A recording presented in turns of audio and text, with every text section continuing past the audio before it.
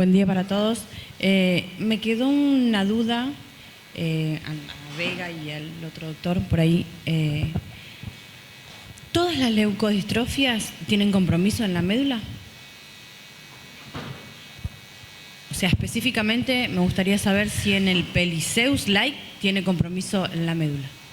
¿Puedo decir en la médula espinal? En la médula espinal, sí. No. La respuesta es no, no todas tienen compromiso en la médula espinal. Algunas incluso tienen compromiso también en sistema nervioso periférico, en nervios periféricos, como lo que vos decías de Pelizaeus-Merbacher o Pelizaeus-Merbacher-like, en los cuales pueden tener una neuropatía. La adrenoleucodistrofia puede y tiene muchas veces compromiso también en la médula, en especial en las formas más tardías o en las formas que se manifiestan más en adultos o más leves, como adrenomieloneuropatía, ¿sí? Que es la forma que también pueden presentar las mujeres en general. Pero si tu pregunta es si todas tienen compromiso a nivel de la médula, no. Sí, más que nada era en específico en el Pelizaeus-like. Es eso que te dije de Pelizaeus, ¿sí? Que puede tener compromiso a nivel periférico, a nivel de nervio periférico y puede simular a veces. A veces es más difícil diferenciarlo clínicamente, si el compromiso está solo en el nervio, si está, porque hay una combinación de regiones del sistema nervioso que están combinadas, ¿sí? Bueno, genial, gracias. ¿Alguien más? Buen día. Una propuesta, porque no hemos tenido, yo sé que la mayoría de las familias están acá desde anoche y se han presentado y saben quiénes son. Cuando hagan las preguntas, si nos pueden decir quiénes son y de dónde vienen y cómo está afectada su familia o cómo llegaron a estar aquí. Es una manera, tenemos poco tiempo, es solo un día, así que traten todo lo que puedan de decirnos de dónde son. Entonces traten de hacer muchas preguntas en esta sesión y después usamos el almuerzo para presentarnos y vamos pasando el micrófono para no colgar todo el meeting ahora. Tengo una pregunta para en el acceso a la pesquisa perinatal, esa es por el Estado, la que vos mostraste que está con el país, con los colores. La privada, ¿de qué manera funciona? ¿Cómo llega un paciente a poder pedir, yo tengo un bebé, tengo una familia que tiene leucodistrofia, tengo antecedentes, o simplemente quiero saber si mi bebé puede estar afectado por una leucodistrofia? ¿Cómo funciona el acceso a esa pesquisa? Es muy buena tu pregunta, Patricia, y una de las cosas que yo siempre que tengo acceso al coordinador de CABA le digo es que nosotros como actividad con nuestros alumnos del último año de la carrera de bioquímica les hacemos hacer una búsqueda de sus pesquisas neonatales y de los miembros de su familia, primos, sobrinitos, y nos encontramos con la gran sorpresa que los papás no tienen la más remota idea de qué le hicieron a sus hijitos. Estamos hablando de estudiantes de bioquímica a punto de recibirse, ¿sí? No saben por qué le pinchan el talón, no saben de qué patología estamos hablando. De golpe el médico nos pasó con una docente que tuvo un sobrinito y llama llorando a la hermana que la llamaron que su bebé tenía algo y no sabía qué, era un hipotiroidismo congénito. O sea, no hay, a mi gusto, falta la difusión, falta que los médicos, y yo creo que el obstetra debiera ser, que creo que en Estados Unidos es así por amigos, colegas que tengo allá, es el que debiera explicarle a las mamás embarazadas qué posibilidades tiene, o sea, qué se le va a hacer a su bebé en forma obligatoria y la posibilidad, con un costo adicional, porque la pesquisa ampliada de la que habló Dana no está cubierta por el Estado, ni tampoco las prepagas, porque no es parte de una ley, no es obligatorio. Entonces, yo creo que falta esa comunicación y la verdad, si vos me preguntás, no sé, supongo que en el hospital italiano les dirán, supongo que en algunas maternidades privadas les dirán que existe esta opción de acceder con un costo adicional a que se le haga una pesquisa ampliada a sus bebés. Pero falta difusión, Patricia. Sí, pero supongo que Se puede. Y otra cosa más es que lo que vos preguntaste de lo privado, la pesquisa neonatal, no la sintomática de un paciente con síntomas, esa en lo privado se hace igual porque la ley abarca todo. Lo que pasa es que lo hacen a veces localmente en laboratorios que no tienen tanto control, sobre todo algunas obras sociales que son de sindicatos y eso tienen su central donde hacen esto, con menor control que el que tiene lo estatal o lo que se manda a algunos laboratorios. Lo que sí es importante saber para la ampliada es que eso sí tiene que referirse bien a laboratorios que tengan capacitación y que sean reconocidos. No es posible hacerlo en cualquier lado porque los resultados son muy Le vamos a hacer, imprecisos. doctora, una pregunta. Acá tenemos una pregunta para la... Hola, buen día, mucho gusto. Mi En nombre realidad, es Cintia. una sola cosa de... Es cierto lo que vos decís y que los laboratorios no todos tienen la misma calidad en los lugares privados y demás en el programa de pesquisa, pero hay organismos de contralor, la Federación Bioquímica certifica calidad y demás. O sea, los mecanismos están, hay fallas de implementación, lamentablemente, pero los mecanismos están y tienen que cumplirse y todos tenemos que bregar para que se cumplan, ¿no? Hola, buen día, mucho gusto. Mi nombre es Cintia, soy de Córdoba. Mi hijo de 22 años padece adrenoleucodistrofia con insuficiencia suprarrenal. Y mi pregunta es si todos los pacientes con leucodistrofia bajo tratamiento con esteroides deben ser monitoreados a nivel óseo y qué estudios debería hacerles para ver cómo están sus huesos. Eso es mi pregunta. O Marcelo, o Patricia. Tienen gente acá. La respuesta es sí. Primero, el endocrinólogo, aunque tenga su tratamiento de esteroides, lo tiene que ver por lo menos una vez al año. En los adultos, en los niños más seguido, cada 6 meses, porque como están creciendo, les cambia el hígado, les cambia el metabolismo, queremos saber que estamos con la dosis justa. Acuérdense que poco esteroide puede terminar en una crisis hipotensiva, porque no tienen cómo reaccionar al estrés. Y como vos bien decís, está la posibilidad de que el esteroide interfiera con la osificación. Si está en hidrocortisona o fluorocortisona, a dosis de reemplazo no vemos mucha osteoporosis, que es la que se ve cuando una persona está en inmunosupresión, como cuando tienen cáncer o una enfermedad autoinmune, que son dosis muchísimo más altas. Pero si tiene problemas de movilidad y no está pudiendo hacer actividades al mismo nivel que hacía cuando no tenía la mieloneuropatía, el hueso a lo largo del tiempo va degenerando su densidad ósea y sí conviene monitorearlo. No tenemos un estándar de cuándo hay que hacer una radiografía o una densitometría. Lo más importante es hacerlo basado en síntomas. Si es una persona que está ambulatoria, que puede hacer ejercicio, que se puede subir a una bicicleta y aplicar fuerza a los huesos, lo más probable es que no tenga una degeneración rápida y que no tenga un riesgo incrementado de fractura, que creo que es a lo que va tu pregunta. Si es una persona que está inmovilizada, un niño o alguien que está en una silla de rueda, ahí sí, la densidad ósea, los huesos solos se mantienen, digamos, fuertes porque le ponemos peso y le damos todos los días un poco de ejercicio. Cuando uno tiene menos de esa movilidad o menos peso aplicado al hueso, el hueso de a poquito se va poniendo cada vez más débil. Y en ese sentido sí vale la pena monitorearlo.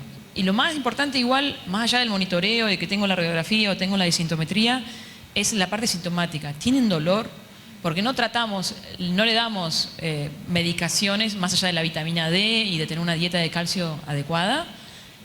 No le damos tratamiento como se le da a las mujeres en menopausia, ¿sí? Para aumentar la densidad ósea porque tienen efectos adversos. O sea que lo más importante es, si tiene dolor hay que investigar, tienen más riesgo de fracturas si están inmovilizados y entonces ahí es donde se hace una inmovilización o se hace rehabilitación de los músculos para tratar de reforzar ese miembro. Te doy una respuesta re larga. ¿Alguien más? Buenos días. Mi nombre es Viviana Ferrari, soy mamá de 4 hijos con adrenoleucodistrofia. Agustín ya no está desde el 2015 y se le manifestó a los 18 años. Mis consultas son 2. Mis hijos no manifiestan al día de hoy absolutamente nada. 3 están acá en la mesa conmigo, entonces bueno, ¿qué prevención tenemos? Porque si bien queremos atacar el mal, también queremos prevenirlo, estudian, trabajan, vivimos una vida normal. Pero bueno, la prevención también es importante y más como mamá y más habiendo ya perdido un hijo. Y por otro lado, las que estamos llegando a los 60, ¿hay alguna manifestación a nivel óseo, muscular, que se vea, que se siente, que se manifieste? Yo les contaba a las chicas a las que conozco hace años que hace varios años me levanto a las 8 de la mañana a nadar porque siento dolores musculares que, bueno, la única manera en que los mantengo estables son a partir de la natación. Pero bueno, ustedes me dirán. Pregunta excelente. Y la respuesta es sí para todo. y no así tan difuso y no para hacerlo muy largo. Hace poquitos meses se pusieron de acuerdo investigadores de varios países en hacer un consenso de cuál es el seguimiento, cuáles son las cosas que hay que chequear en mujeres, hombres y niños afectados con adrenoleucodistrofia. La doctora Tenesita tiene la publicación y la está traduciendo al español, así la podemos tener en el sitio y los médicos, sus médicos y ustedes mismos pueden saber qué es lo que hay que hacer. Con respecto al seguimiento de hombres, lo más importante es que haya un neurólogo que los esté siguiendo y a veces un urólogo. Los problemas de continencia, de hecho a las mujeres le echan la culpa al haber tenido hijos y no se diagnostican los problemas urológicos, que son incontinencia o esa sensación de urgencia o estoy saltando y de pronto se me escapó, ¿sí? Las mujeres, en la charla que tengo yo a la tarde voy a tratar de cubrir lo nuevo que estamos, digamos, descubriendo. Las mujeres están afectadas, no son portadoras. Y si van ustedes a algunas de las reuniones de adrenoleucodistrofias, muchas de ellas llegan a estar en silla de rueda durante la adultez tardía. Entonces hay cosas para hacer, para mejorar el balance, y hay terapias, yay, que están en desarrollo para las mujeres, yay, siempre últimas. Las mamás todas ocupadas de sus hijos, siempre las vimos en la clínica y siempre les dijimos, son portadoras. Hasta hace unos 10, 15 años que nos dimos cuenta que no era la verdad. Tienen dolor neuropático, tienen mielopatía, tienen dificultades de caminar, pueden terminar en silla de ruedas, todas están diagnosticadas con otro diagnóstico, polimialgia reumática, estás loca, o tenés la menopausia, o tenés esclerosis múltiple, y las ponen en inmunosupresión. Esta es clásico en Estados Unidos, ¿sí? Donde supuestamente hay más información, etcétera, etcétera. Las enfermedades raras son raras en todos lados. O sea, que no piensen que tienen menos acceso a de lo que tiene un paciente que nace en New York, ¿sí? Es difícil llegar al especialista y es por eso que ustedes tienen que armar esto, que es el grupo que se ayude y que se apoya y que le va diciendo. Con los varones, resonancia anual es lo que hemos terminado concluyendo del cerebro. La enfermedad cerebral inflamatoria, la que afecta a los varones chiquitos bebés o adolescentes, a los niños y a los adolescentes puede afectar a los hombres. El tratamiento que tenemos para los hombres, que es trasplante de médula ósea, es menos efectivo, pero la doctora Mantilla les va a contar del efecto que se está viendo en una droga que estamos usando para la mielopatía, que parece que previene la enfermedad cerebral. Eso se ha hecho un estudio en Estados Unidos. O sea que también hay tratamientos para la mieloneuropatía en estos momentos que están en desarrollo para los hombres. Resonancia todos los años, chequear la ACTH, la insuficiencia adrenal, si uno llega a vivir 100 años probablemente la tiene. Las mujeres no hemos visto insuficiencia adrenal. Por ahora no tenemos screening de ACTH para las mujeres. Ha habido 3 casos de cerebral en las mujeres y todas estas mujeres tienen una segunda mutación, lo cual es 1 en 30 millones. ¿Sí? La probabilidad de que ustedes tengan 2 mutaciones en una en cada X. No. Don. Ya está. No. Ya está. Con eso está. Uh-huh.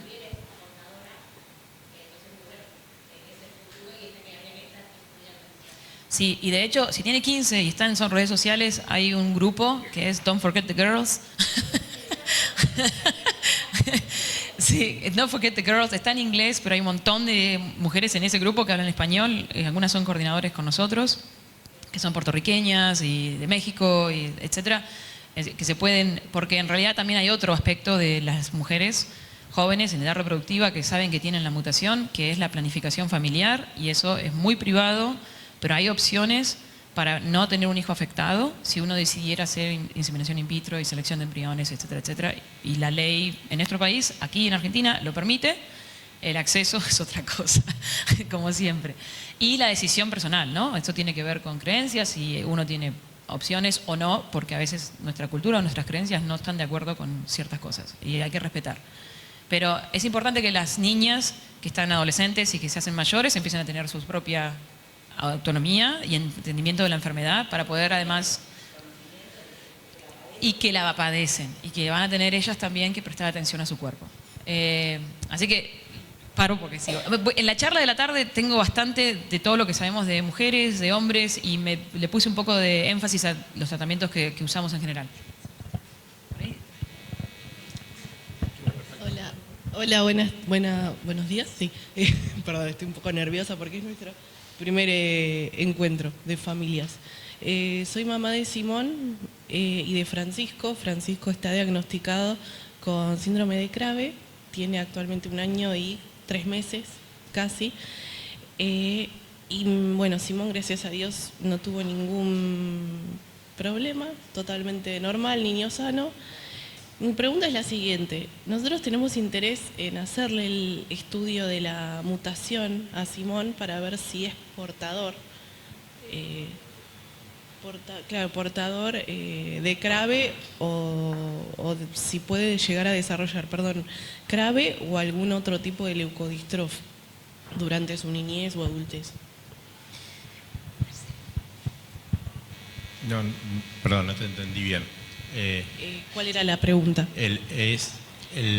Simón tiene 3 años y medio. Simón tiene 3 años y medio y Simón no tiene diagnóstico todavía. No, es un niño sano. Es un niño sano, ok. Le queremos hacer ¿Y el análisis. ¿Y en el hermano tenés solamente diagnóstico bioquímico o tenés diagnóstico genético también? La beta-galactosidasa. Solamente el diagnóstico bioquímico. Que ahí dio que no tenía actividad directamente, entonces ya nos dijeron que era Krabbe. Ok.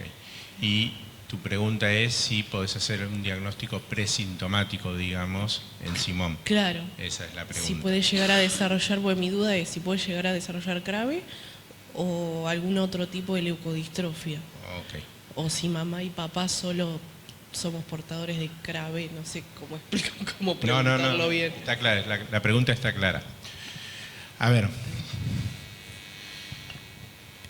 Primero hay que completar el diagnóstico en chiquito afectado, digamos, ¿no? Y completar el diagnóstico es hacer la identificación de las mutaciones que están causando ese déficit enzimático, digamos. Perdón, le hicimos el genético también. Ah, ok. Y ahí dio que, ahora me acordé, perdón, porque lo vimos con Amartino. Le hicimos, tiene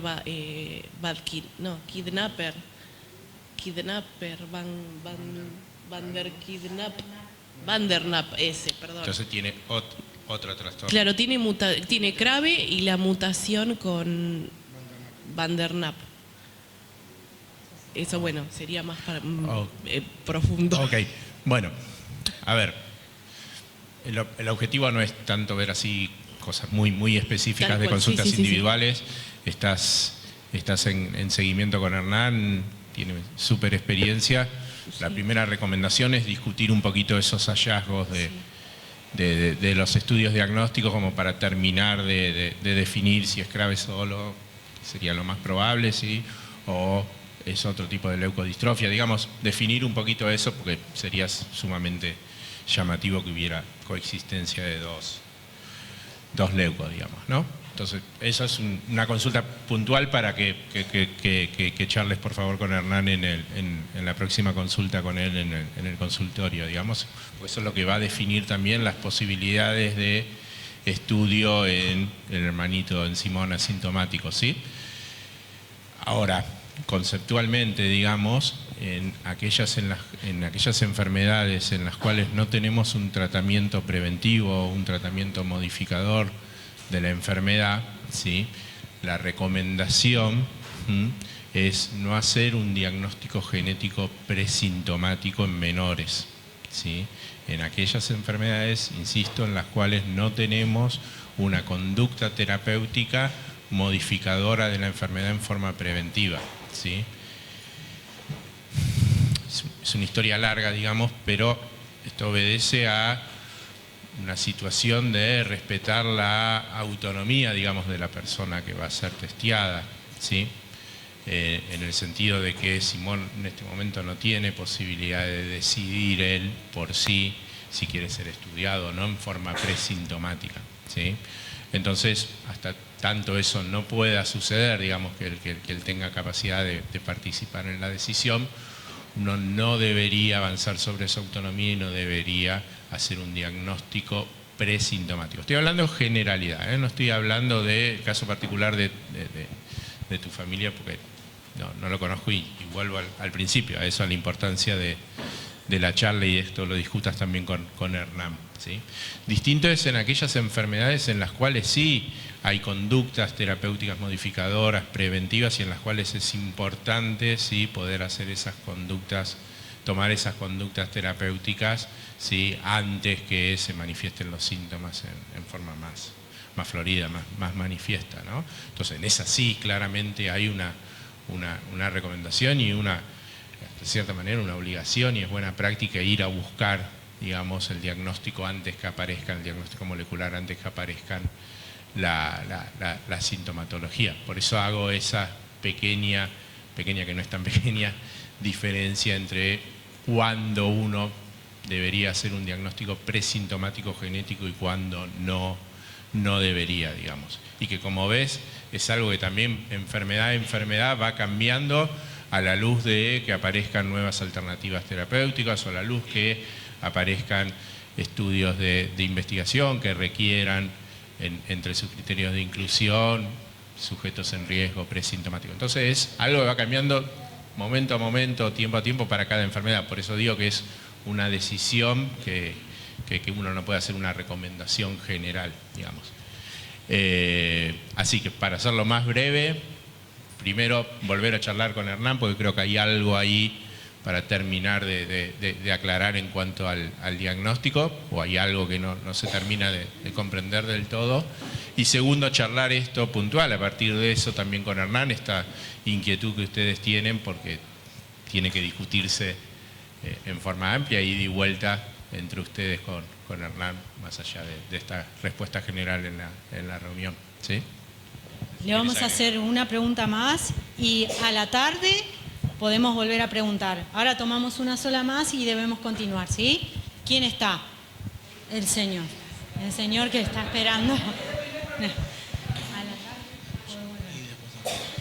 Hola, ante todo mi nombre es Martín, ella es Pamela, es portadora, tiene adrenoleucodistrofia, vamos a ser padres, está de 3 meses.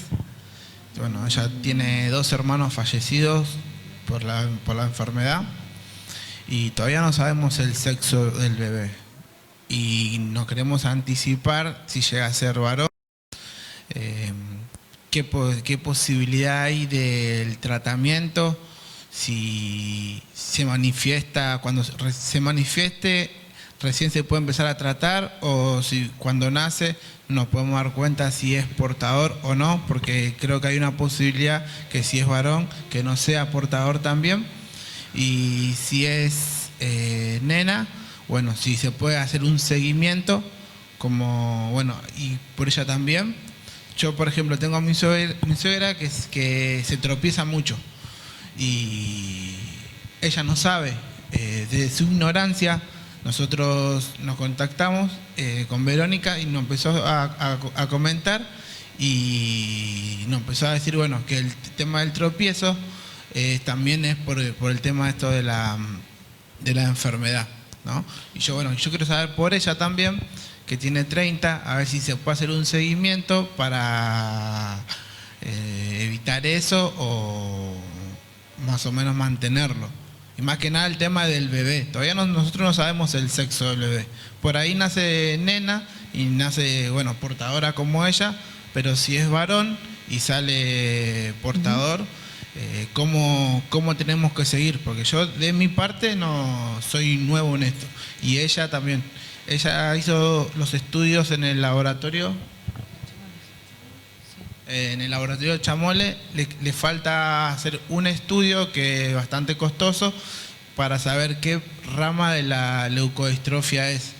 Y la última, y con esto no lo interrumpo más, quiero saber si la mamá tiene adrenoleucodistrofia. Si el estudio que a ella le van a hacer, ¿para qué sería? ¿Para saber la rama que es o es la misma que tiene la mamá? ¿O puede ser otra rama de la leucodistrofia? Martín y Pamela, ¿no? Sí. Ya le cambié el nombre. Felicitaciones. Muchas gracias. Están embarazados, qué lindo. Sí, ella. Yo también. De una forma distinta. Primero y antes que nada, estamos todos vivos. La posibilidad, y creo que el recordatorio más simple de que nadie está exento de sufrimiento de una enfermedad es lo que ha pasado esta semana con Eduardo. Claro, ¿sí? No tiene que ser una leucodistrofia. Y no por eso tenemos que erradicar a nadie. Si no, nos transformamos en movimientos que hubo en el pasado, ¿sí? Eugénicos, donde hacemos solamente personas perfectas, y eso tiene un final muy, muy, muy dramático, que es que nos terminamos matando los unos a los otros. Sí, tal cual. Así que felicitaciones, bienvenidos también a la comunidad, al grupo. Las preguntas que estás haciendo son geniales. Pamela, teniendo la historia clínica que tenés y la familiar, el diagnóstico que imagino que Chamorro está haciendo es el de los ácidos grasos de cadena muy larga en este momento. Lo trajimos. Ah, ya lo tienen. Ok, perfecto. El tuyo y el de tu familia. Los varones generalmente se pueden diagnosticar simplemente con eso. Si están elevados, uno puede saber que, y tienen la historia de la enfermedad característica en la familia, con eso se puede hacer el diagnóstico. Y los ácidos grasos de cadena muy larga se pueden mandar por sangre seca en una cartita. A la doctora Moser yo les voy a poner el email para que lo hagan en toda tu familia, con o sin acceso, si la obra social lo paga o no, si el laboratorio público lo paga o no. Si ustedes investiguen, si no, hablan con su médico les puede mandar la sangre de quien sea, niño, varón. Las mujeres, como el estudio puede ser negativo y no representar que uno no tiene la enfermedad, porque las mujeres tienen el otro X que funciona, entonces no están tan altos. Consulta. La hermana de ella también se hizo el estudio y no es portadora. ¿El genético o el metabólico? Genético. O sea, que tenés estudio genético. Ok. Agarro tu caso en el almuerzo para no compartir cosas confidencial, que esto es confidencial también, pero ya que estamos compartiendo. Con respecto al bebé, sea nena o sea varón, lo más probable, si vos sos portadora o si tenés la mutación, no portadora, si tenés una mutación en el gen ABCD1 de adrenoleuco, es que el varón tiene 100% de chances de tenerlo, ¿sí? De tener adrenoleucodistrofia. Y yo voy a hablar de cuáles son las presentaciones y todo eso. Una niña tiene 50% de chances. Como tu hermana que me estás diciendo, que no la tiene y vos tenés. Esa es la posibilidad de que herede un cromosoma X o el otro, que está afectado o no. Cuando nace el bebé, con el embarazo, durante el parto, todos los cuidados médicos son convencionales, ¿sí? No tenés un embarazo de alto riesgo. Si no tenés otras factores tuyos, diabetes, hipertensión arterial, sistema inmune, etc. O sea que no tenés nada que cambiar en tu embarazo. Hacer diagnóstico genético en el embrión a esta altura, a este feto, pone en riesgo el embarazo y está pasado de donde se puede hacer de manera un poco más segura, y aparte es una cosa personal que tiene riesgo de aborto, ¿sí? O sea, cuando uno pone una agujita para hacer testeo hay un pequeño riesgo de perder el bebé. El bebé nace. Ustedes se tienen que conectar con alguno de los doctores pediátricos. ¿Dónde viven? En Capital y ella en Tigre. En Tigre, ok. No están nada lejos. Tienen opciones. O sea, no sé cómo va el tráfico, pero hay lugares en Pilar, en San Isidro, en el centro, que tienen consultorio de neurología pediátrica de gente que sabe de adrenoleucodistrofia. ¿Sí? Lo estuvimos haciendo en el Hospital Gutiérrez. En el Gutiérrez, ok, perfecto. ¿Con qué doctor? Ahí está la genetista. Ok, con una genetista. Necesitan un neurólogo y un endocrinólogo, ¿sí? Neurólogo y endocrinólogo. Lo primero que tienen que testearle al bebé, y no ahora, no hay apuro, no. Y no importa si es nena o varón, sin saber si tiene adrenoleuco o no, lo primero que habría que hacer, si es varón, son los ácidos grasos de cadena muy larga. Si es niña, el testeo genético. Y si es niña, puede esperar. ¿Sí? Tiene mucho tiempo antes de que tengan que hacer nada a nivel médico. O sea que no hay que apurarse y por ahí para el tiempo que el testeo genético está disponible de una manera más accesible. ¿Sí? Si es varón, idealmente lo antes posible, no hay urgencia. Los síntomas con la insuficiencia adrenal, que es lo primero, los más pequeños que hemos visto que han tenido son de 8 meses. ¿Sí? O sea, hemos visto infantes que desarrollan insuficiencia adrenal, pero la mayoría empieza después de los 2 años. ¿No? ¿Sí? Pero a mí me gustaría que, como lleva tiempo conseguir un turno, empiecen con el turno de pediatra, endocrinólogo. Si están en el Gutiérrez, tienen todo. ¿Sí?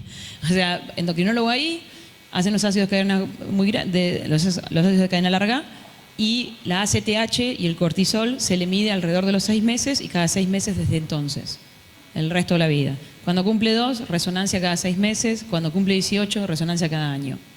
Y seguimiento con un neurólogo y en un endocrinólogo para el resto de la vida, si es varón. Y si tienen chances 50 y 50 de tener enfermedad cerebral en la infancia. Hay varones que, los tenemos acá atrás, no han tenido enfermedad cerebral y entonces no hay una indicación de hacer trasplante o terapia génica o ponerlos en ninguna droga, ¿sí? Antes de que aparezca algo en la resonancia. Y yo les voy a mostrar, la resonancia da la lesión casi un año antes de que hagas ningún síntoma, cuando están completamente normales. O sea que tenemos una ventana razonable de tratamiento si uno se hace las resonancias. Si uno se pasa las resonancias, nos pasó en COVID, que los resonadores estaban cerrados porque no agarraban niños, ¿sí? Porque había que tener anestesia. Algunos de nuestros pacientes que seguimos juntos han tenido lapsos de 1 año y medio, de 2 años, y las lesiones aparecen más avanzadas. O sea que hay que hacer lo más que uno puede para acceder a la resonancia cada 6 meses. Y en eso la Fundación también está apoyando fuerte para que ningún gobierno o obra social le pueda decir a una persona con diagnóstico, no te lo cubro. ¿Sí? Que es algo irracional, de alguna manera. Pero por lo menos esas son las cosas y tranquilos, no están solos. Exacto.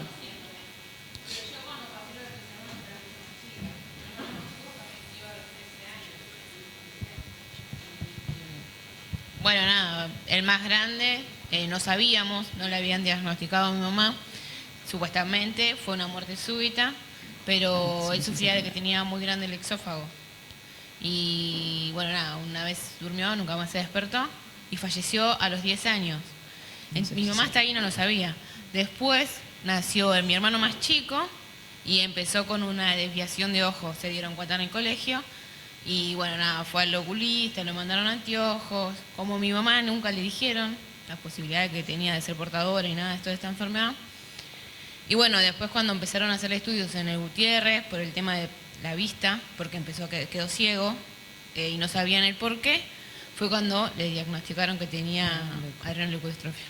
Y ahí fue cuando él empezó a perder todo y bueno, nada, lo único que se podía hacer era tratar de calmar el dolor y todo eso y nada, en el 2013 falleció con 11 años. Lamento muchísimo todo el dolor que tienen que pasar. Sí. Ustedes, bueno, y ahí con fue familia. cuando nosotros nos hicimos los estudios, nos mandaron a nosotros, a mi hermana, a mí. Y ahí fue cuando nos dimos cuenta de que yo lo tenía y bueno, nada, es medio difícil, ¿viste? Y más ahora sabiendo que voy a ser mamá, todo, ir afrontando.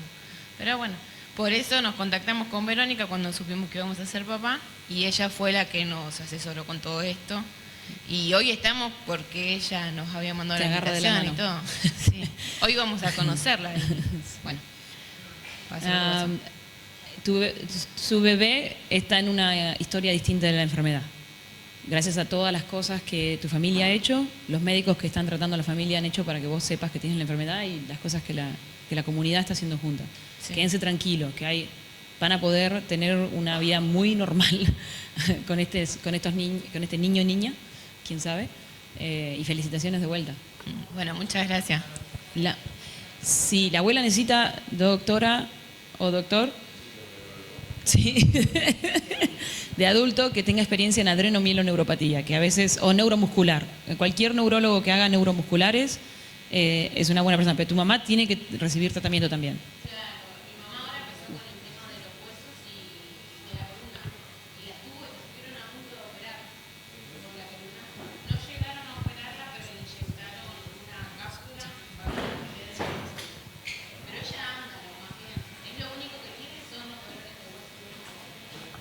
Sí, yo creo.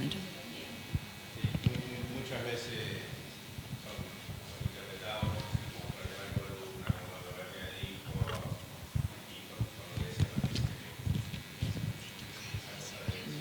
fundador sin síntomas y una falta de reconocimiento de la Lo pasamos por esto. Mi suegra se cae mucho.